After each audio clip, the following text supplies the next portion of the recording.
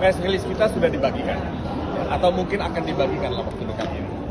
Nah, saya kebetulan tadi terlambat, tidak hadir dalam sidang ini, tapi saya mengamati dari monitor TV yang ada, dan saya terus terang sejak awal ingin mempercayai proses peradilan ini sebagai proses peradilan yang betul-betul menghormati.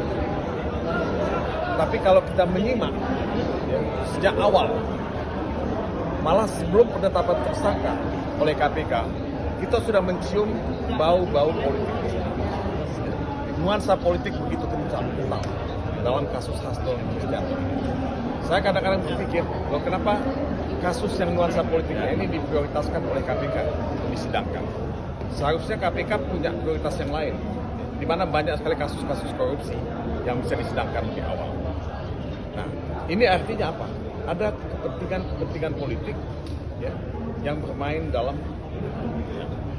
proses hukum penyelesaian kasus Hasto Kristianto ini. Saya tahu di banyak media sosial saya dikritik karena menghubungkan kasus Hasto ya, dengan kepentingan politik ya, terutama dalam kaitannya dengan Kongres PDIP yang akan dilaksanakan. Ada yang mengatakan begini, itu nggak ada hubungannya coy, kan? Ya, saya rasa orang yang buta politik akan mengatakan seperti itu, karena tidak ada pengadilan atau proses hukum KPK yang hampa politik, apalagi yang kasus menyangkut seorang sekjen dalam PDIP. Nah, saya hanya punya harapan dan ingin berharap bahwa pengadilan kita tidak menjadi pengadilan yang tidak independen atau kangaroo court. Kalau di Australia disebut kangaroo court, ya, pengadilan kangaroo yang hanya ikut ya dalam selera kekuasaan. Pengadilan ini adalah tempat kita untuk mendambakan tegaknya hukum dan keadilan.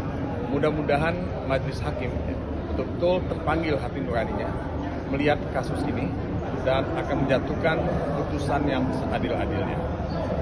Ini harapan kita, karena kasus ini bukan hanya dilihat oleh PDIP, kasus ini bukan hanya dilihat oleh masyarakat Indonesia, kasus ini juga dilihat oleh dunia.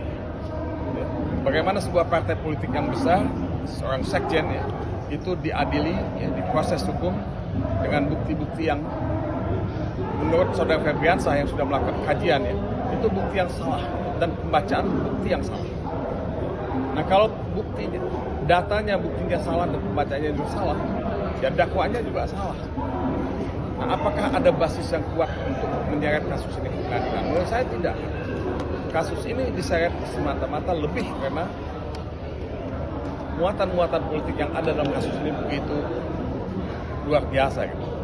Nah, jadi ini test case, ini ujian bagi pengadilan, dan mudah-mudahan pengadilan kita bisa lolos dari ujian ini. Kalau pengadilan ini tidak lolos dari ujian ini, putusan ini akan menjadi putusan yang cacat, dan proses hukum ini bisa disebut sebagai pengadilan yang sesat, miscarriage of justice. Nah, mudah-mudahan ini bukan satu pengadilan sesat. Mudah-mudahan ini peradilan yang betul-betul menegakkan hukum dan menemukan keadilan dalam kasus ini. Oke, terima kasih ya.